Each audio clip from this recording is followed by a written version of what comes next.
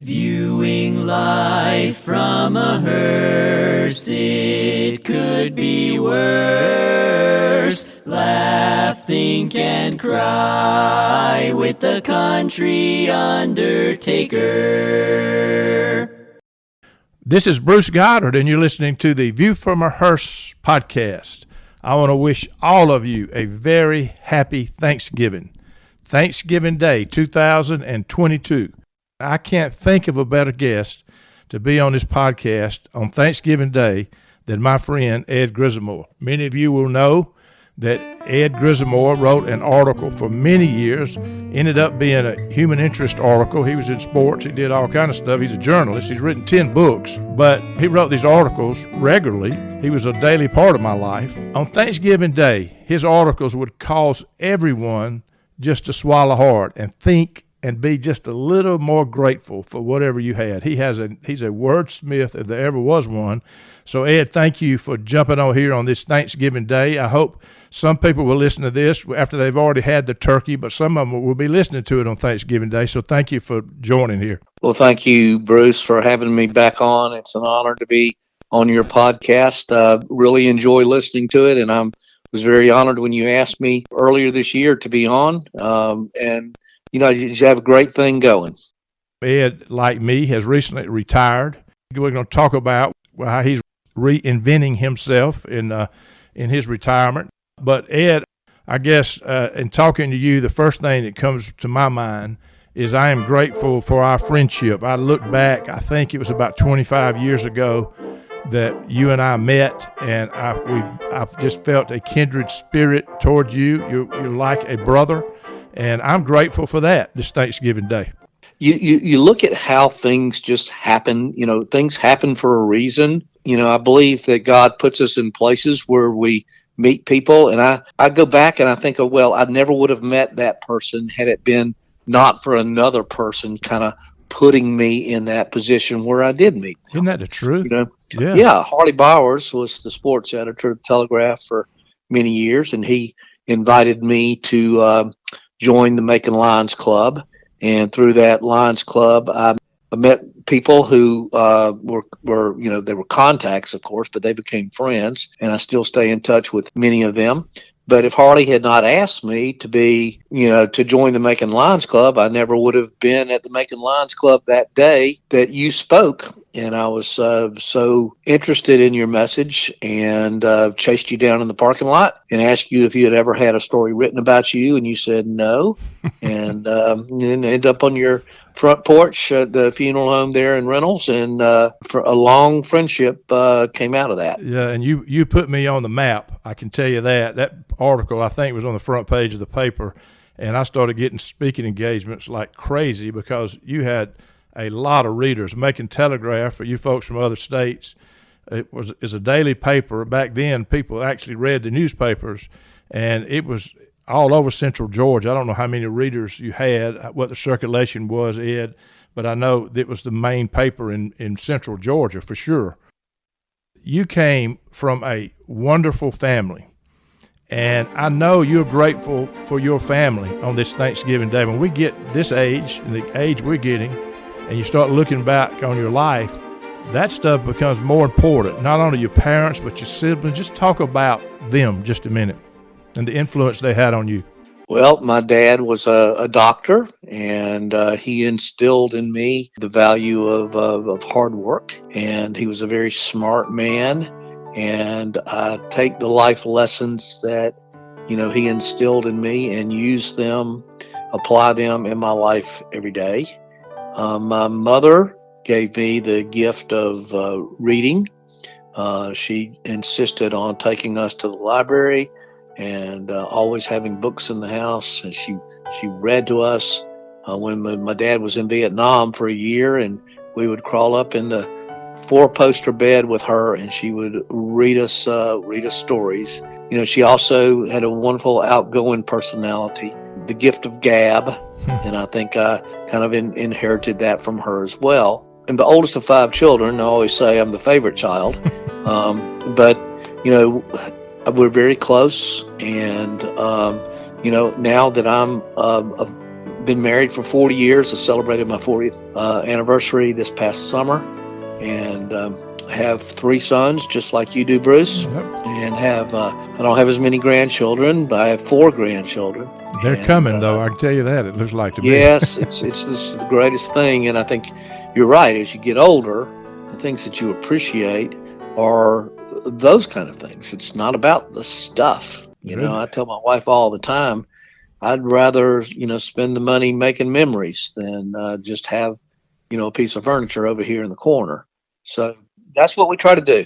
And the reason you would rather do that, because your parents spend a lot of time making memories with you, and you know today how important that is. If you're out here and you're listening, you young parents, listen to this man. He's telling you the truth, that this stuff is what's important. Your children will grow up to be very grateful for the time you invested in them. I can tell you that. I remember, Bruce, you one time, this was part of your speech, was talking about how when you played basketball in high school, you'd be out there and your dad would show up in coat and tie, and he was the funeral home director there in Reynolds, and he was a very busy man, but he made a point to go to all your games. Sometimes he would get there late, and sometimes he'd have to leave early, but he was there. And my dad was the same way. My dad was a doctor. I mean, he was on call a lot, but he was there. The spirit of presence, that's what we call it at our house, is the spirit of presence. You can be physically there and still not present too. Absolutely. The spirit of presence. I feel that way about going to church every Sunday as well, that there's something to be said, of being there. And sometimes I can go to church, and if you ask me what the sermon is 30 minutes afterwards, I might not be able to tell you, but I might remember what songs were sung, and I might remember who I was able to hug, and I'll take something about that, with me throughout the week. Sure. And there's just something about being there, Sure. being present. So, Ed, something else that I know you're thankful for. You and I both are Georgia dogs, and you ended up going to Georgia. And talk about you going into journalism school. Do you have any idea what you were getting into when you started? I know you're grateful for that. I think I always knew I wanted to be a writer. From a very early age, I would write, little stories and poems, and I even published my own little family newspaper. We were living in LaGrange, Georgia at the time, and it was the LaGrange Daily News, and I would take out Blue Horse notebook paper, and I would write the stories, and I'd write the headlines, and I'd draw I even did my own little cartoon strip. Yeah, Blue Horse notebook paper. Yeah. And I would sell, I don't know how many pages were in each edition, probably 4 or 5. And I would staple it together and sell it to my mom and dad for 10 cents. And that was my first paying job in the newspaper business. But, it was just a matter of loving to write. And like I said earlier, my mother instilled in me the love of reading. And I write, and I had teachers. I'm so grateful, talk about being grateful for teachers along the way that recognized something in me and encouraged that and nurtured that. I had a high school English teacher. Her name was Miss Janet Atwood, and she was my 10th grade English teacher. She ended up later having cancer and passing away before she had a chance to really see me become successful in my writing career. But my dad was her doctor. She signed me up for journalism at our high school without me even knowing it. I mean, that's it. She saw something in me, and she put my name down on the list. And next thing you know, I'm sitting in homeroom, and they're calling out who the editors were for this new newspaper that they were launching, and they said my name, and I was a sports editor, and I didn't even know I had applied for the job. But she truly changed my life, and I was in journalism for 2 years in high school, knew that was what I wanted to do. But of course, Bruce, you remember that was right at the same time as Watergate and Woodward and Bernstein, and all of a sudden the journalism schools all over the country were having an influx of people who wanted to be journalists, but all because of that. So it ended up, being very competitive. But I went to Georgia, which had one of the top 3 journalism schools in the country. That changed my life once again. So, Ed, I also know that although you were not from Macon, I know you're grateful for the city of Macon. You have become an icon in Macon. You're known by everybody that can read that's lived there for a lot of years because they saw your name, saw your articles, read your articles every week. Talk about being in Macon. There's that old song that Garth Brooks sang, thank God for unanswered prayers. I was all set to go to Columbus, Georgia after I graduated from journalism school because I had my internship there and they had offered me a job. And so I went my entire senior year thinking I was going to go to Columbus. And then at the last moment there in the late spring, they had a hiring freeze. I ended up in the sister newspaper, which was Macon. And for me, Macon was just going to be just a little stepping stone.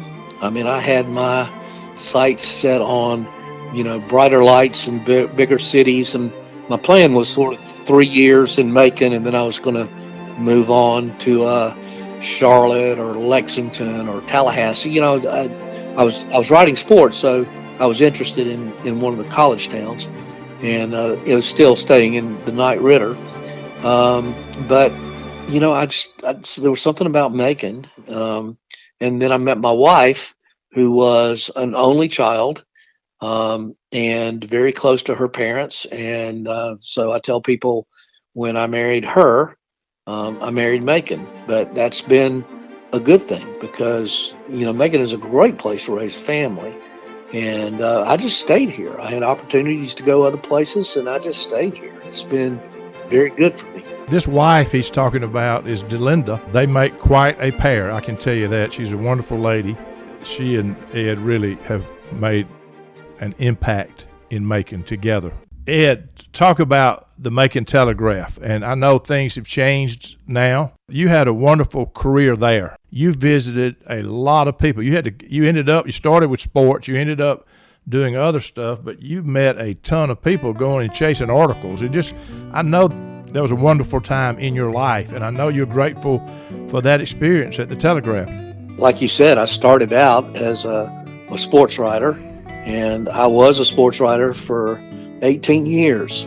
Then the opportunity in 1998 when Bill Boyd retired, I had the opportunity to move into his position, which was writing local state columns, human interest columns, slices of life columns, and going all over Macon and Middle Georgia. And the one thing the best job in the world, and the one thing I loved about it was I was my own boss. I wrote 4 columns a week. They turned me loose. I went all over the place and met so many people. But having been in sports for that number of years, high school sports, I got to know all these communities. I got to know all these people because everything revolved around the schools. So I got to know coaches and yes. I mean, it just opened up. And so even when I took that with me, when I started writing local columns, I knew so many people in these little towns. There was not a town I couldn't drive through that I didn't know, 50 people. If I'd had a flat tire, I could have just called any. You could have run for senator or something and won because everybody knew you. I knew of you. Yeah, I'm too honest to be a politician. Right. Me too. I'm too something. I don't know what it is. So yeah, it was just the sports writing. I knew that was not going to be my career. I don't think I could have kept that pace, as I got older. And then the moving into the role as a column writer just opened the door for the books, the speaking engagements, and doing an audio book that got nominated for a Grammy. I mean, it was just all kinds of things. But when I left the newspaper, and this has been 2015, I still continued to write once a week, and teaching full-time teaching at Stratford Academy, teaching journalism and creative writing. Enjoyed that. But over the years, I've seen as newspaper readership has declined. I know I still have a large loyal audience that I, built. Spent a long time building. For sure. That's still out there, and that's why I've just started this new independent writing venture. Where I can reconnect with some of my readers and do storytelling much the same way I did at the Telegraph for all those years. The newspaper business changed. What I'm thinking as you're talking, 4 columns a week, and I'm a very amateur writer and inspired by people like Ed Grisamore that really know what they're doing. I am untrained, but putting 4 articles a week is not an easy task. And I know that forced you to go out and chase all these people. And as you look back, what you were forced to do turned out to be your greatest gift, right? Well, yeah. I mean, when I took over, I'm thinking, how in the world am I going to feed the monster every other day? And it was very intimidating at first. But I think as I went along, the more I wrote and the more, people became readers, they knew what I was looking for.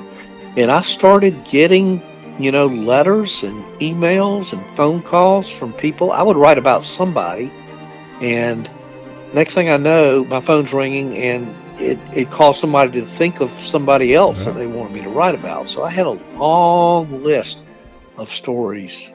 And you have a long list of people that not only you have stories about, but you met and built a relationship with. And I know as you look back in your life, that becomes more and more important. And it's another thing that I know you're grateful for, having the friends that you've met through your writing. I mean, it's got to be. You've also Absolutely. have been honored in your career. I know that's another thing you appreciate, that you've been honored a lot. You wrote 10 books. So just talk about some of the honors you've had in your life, in your writing. I will. Let me go back and just add you to the list of people. You talk about meeting a lot of people who ended up being really good contacts. I used to call them bird dogs. I know that doesn't sound too flattering, but there were people like yourself out there who could recognize a good story. And I think you put me on to a dozen or so stories about people, things going on in Taylor County, and I was grateful for that. And the speaking engagements were another thing that helped a lot, because I would go to all these little towns, and I'd go to a civic club, or I'd go speak at a senior adults at a church, and just share stories. And there was always people out there who would come up to me afterwards and bring me more stories. So those were really advantageous. And I'd look out and I'd see a lady out in the audience writing something on a napkin. And then she would, come up to me afterwards and say, "You need to call this person. They would make a great story." Whereas when I first started out of the business, I was concerned about not having enough material. It just ended up I had many more things than I could ever have written about. And it allowed me to be more selective about what I did write about. But the awards, I tell you, Bruce, early in my career, the awards were important to me. I mean, I can remember, even winning my very first award when I was a senior in high school, and went to the University of Georgia with the Georgia Scholastic Press Association, and I won first place in the state in sports writing. And oh gosh, I mean, that was an affirmation that, this was what I was called to do, because I was getting ready to go to journalism school. And then early in my career, when I would win a writing award, it just helped build my confidence. It wasn't so much an ego thing where I needed all these trophies or plaques to hang on the wall. I mean, it was nice, but eventually it just became something that I just wanted to be out there making a difference. That was my reward. And the Will Rogers Humanitarian Award was, the greatest thrill I've ever gotten professionally, and that was in 2010. I was a member of the National Society of Newspaper Columnists, and they give this award to one person in the country every year. It's named after Will Rogers, the great philosopher, and it's for any newspaper columnist for their work that they do in the community. And so to be recognized for that I went to up to the University of Indiana, IU, up in Bloomington, Indiana, and received the award. It was a little statuette of Will Rogers, the very famous pose. That statue is in the rotunda at the U.S. Capitol in Washington. It's that famous one of him with his cowboy hat. That meant a lot to me to be recognized for that. And for the last 12 years, I have wanted to go to the Will Rogers Museum in Claremore, Oklahoma, because I had learned so much about this man and his life, and it never worked out for me to get out there until this past summer when Delyn and I were celebrating our 40th anniversary, and I went to a broadcast journalism teachers workshop in Springfield, Missouri, which is the birthplace of Route 66. And that was another thing that was like on my bucket list, that I wanted to do part of Route 66, the Mother Road, just to do that. And so we went up to this conference, and we took a little side trip down into Oklahoma and to Claremore, which is right outside of Tulsa. And when they found out that a Will Rogers past recipient of the award was coming, I mean, they rolled out the red carpet. Oh, it was great. It was really great. We spent 4 hours. So you can ask me anything about Will Rogers. I could pass the trivia test, but it was a great day. You were voted the Georgia Author of the Year one time too for your books, right? Right. I was in the creative nonfiction category, and yes, that was a nice honor as well. It was up at Kennesaw State University up in Atlanta. You had a heck of a run. So how hard was it for you? And you mentioned already you teaching at Stratford. To be a writer, to go into teaching, talk about that. I know you were grateful for that experience. Oh, absolutely. And continue to be. I'm blessed every day by these young people who keep me young. And it was really funny when I left the Telegraph. A lot of people didn't get the rest of the memo, and they just thought I had retired. So I would be out somewhere, and somebody would come up to me in a restaurant, and they'd say, "Well, how's retirement?" And I'd say, "I'm not retired. I'm tired. I teach high school kids all day." It was and continues to be just a great way to keep involved in writing and teaching, because we all do that. We all teach, whether we realize it or not. And I'm not a textbook kind of guy. I believe that these young people learn by doing, and I try to instill on them some life lessons as well as technical skills and writing skills. And it's been great for me too. I mean, the business has changed. I come from a print background, where I'm a writer, and now everything has gone digital, and there's more emphasis on broadcasting. And so I've had to learn a whole new end of the business. It's still fundamental, like writing is the foundation. And you have to be creative, and you have to be a good reporter. But the technical part of it is what I've had to learn, because we do a broadcast every day. Right. We do a daily broadcast. There's a lot of moving parts to it. So to make sure everybody understands, you're teaching just part-time now, right? Right. I'm teaching 2 classes. I went from 5 classes the last several years to 2. And my schedule is such that I teach in the mornings. I'm going to get there pretty early, but I'm through by lunch. And so I just teach the 2 classes, and that has given me the flexibility, to do things in the afternoon with my family. We have the grandchildren over a couple of days a week, and then with my writing, I'm able to work on that. So, I'm through at lunch. Basically, I'm through at lunch. I know there are people listening to this on Thanksgiving Day that tuned in because they wanted some Thanksgiving magic from Ed Grisamore.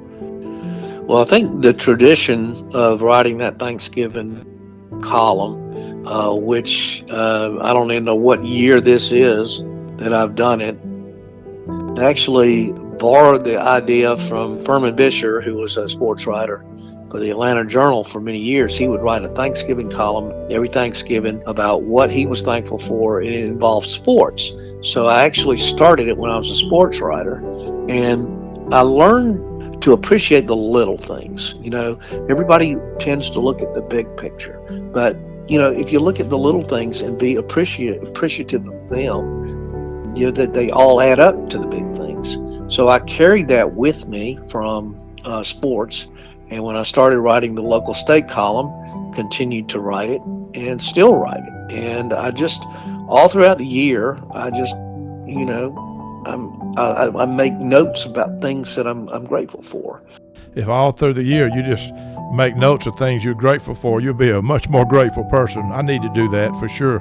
Well, you just don't sit down the night before. You don't sit down the night before and write it. I mean, it's you just take inventory of your life and the people in it and the wonderful things that are in it, and be appreciative of them. And there's some things that little things like when you get up on a cold morning and go out and your truck starts.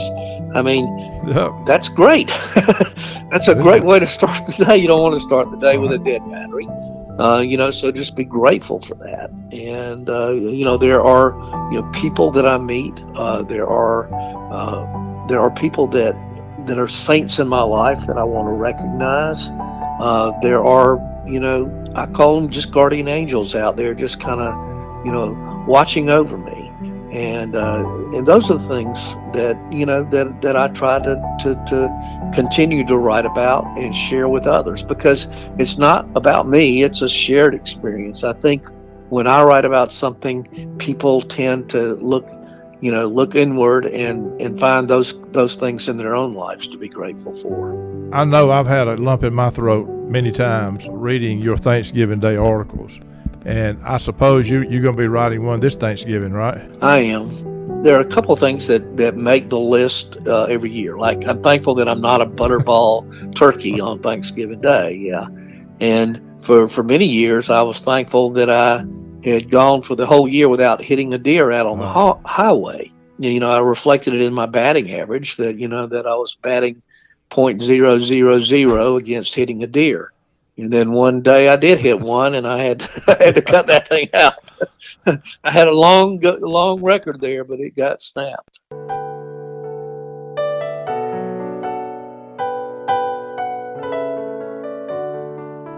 These are some written words of Ed Grisamore.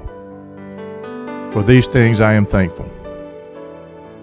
For people who are slow to speak and quick to listen.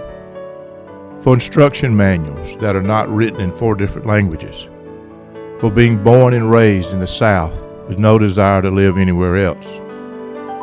For not having to wear a mask and seeing people's smiles again. For those who show up for work when the world is short-staffed. For self-reminders, I'm not old, I'm retro. For traveling down country roads with my favorite girl. For students who have retained the stories I have told them and the life lessons I have taught them. For good manners, church homecomings, poll workers, bird watchers, violin players, rock climbers, doodlers, porch swingers, and critical thinkers. For folks who know how to fix things when they break. For Albert Einstein, who not only was a genius but a wise man when he said, "Not everything that counts can be counted. And not everything that can be counted counts." For folks who share their stories on front porches and at kitchen tables. That I don't have to apologize for who I am or what I believe. For hearing aids, early risers, first responders, homemade soup, weighted blankets, and loyal newspaper readers. For red trucks, blue skies, green grass, and yellow bows. For people who appreciate what they have instead of always wanting something else. As the saying goes, be where your feet are. For a yard filled with camellias, the winter rose.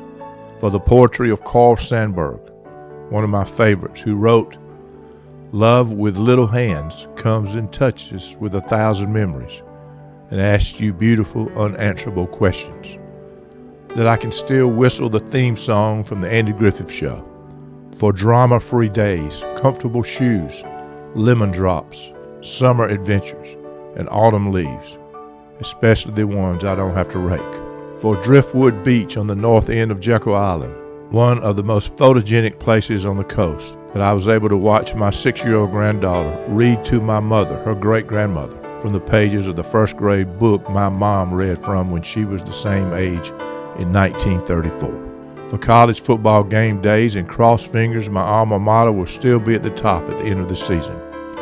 And for UGA quarterback Stetson Bennett, a South Georgia Cinderella story, who recently told an interviewer that as a walk-on once buried on the depth chart, he had only hoped to be able to run out of the tunnel from the locker room and touch the grass.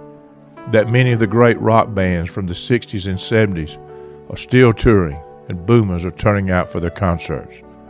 For the prayer my grandmother kept in her Bible, I pray not for riches or worldly fame, I just ask for strength to lift your name.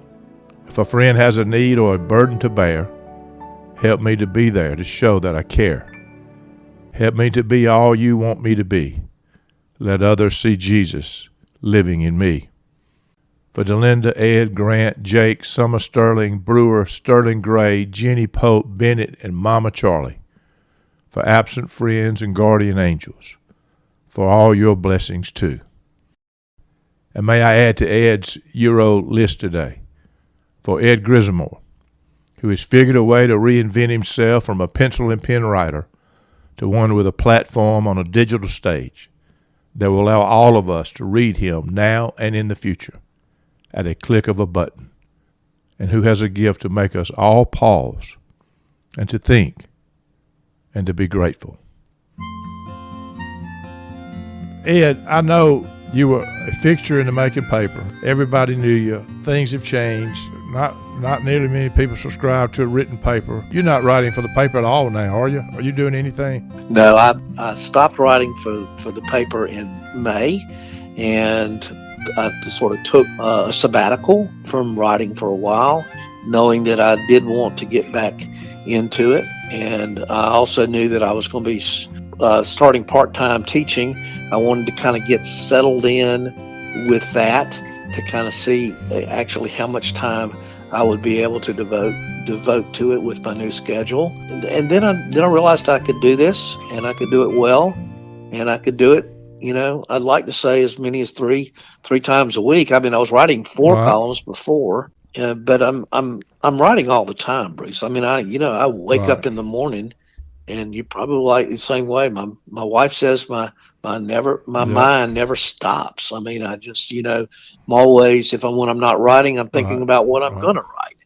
And so I wanted to find a platform, where I could continue to tell stories about people and things and places and events in Macon and Middle Georgia, and also somewhat autobiographical. When you're a columnist, you write about things that happen in your life, things that you believe in, because those too are shared experiences. So I was just looking for sort of an independent way that I could do this, and that's where I landed on Substack. And it's a wonderful website. If people want to check it out, it's Substack, STACK.com. Substack is all one word. They have thousands of writers, and many of them are former journalists. It's a place where they have sort of taken their work. Sort of the beauty of this is, I know you probably share the same view that I do. It's very aggravating to get online and go to a website and try to start reading something, and all of a sudden you're fighting off all these ads. They're just like everywhere. They pop up, and they pop up from the right, the left, they come up from the bottom. All of a sudden a video starts playing out of nowhere, and you're going, man, I'm just trying to cancel all these things out just so I can read it. The beauty of this platform is there's no ads. It's a relationship between the writer and the reader, and it's just you're there. And how you support this is you subscribe to the writer and their website. It's not their website, but they have their own page, The minimum you can charge is $5 a month, which is what I'm charging to start this thing out. And I'm going to just keep it at that for as long as I do it. No inflation. There's no inflation in this whatsoever. I actually subscribed the other day, and I paid $50 for a year. So I got it less than $5. Yeah. I just paid $50 for a year. I Yes, paid $50 yes. in a heartbeat to read Ed Grisamore stuff. I can tell you that. You got like a goal that what you're writing, it takes somebody 4 or 5 minutes to read or something. Didn't I see that? You're doing quick stuff. And Yeah. It's going to be, between, I said 300 to 500 words, 600 words, something like that. And eventually, as soon as I learn the technology part of it, you'll be able to listen to it as well.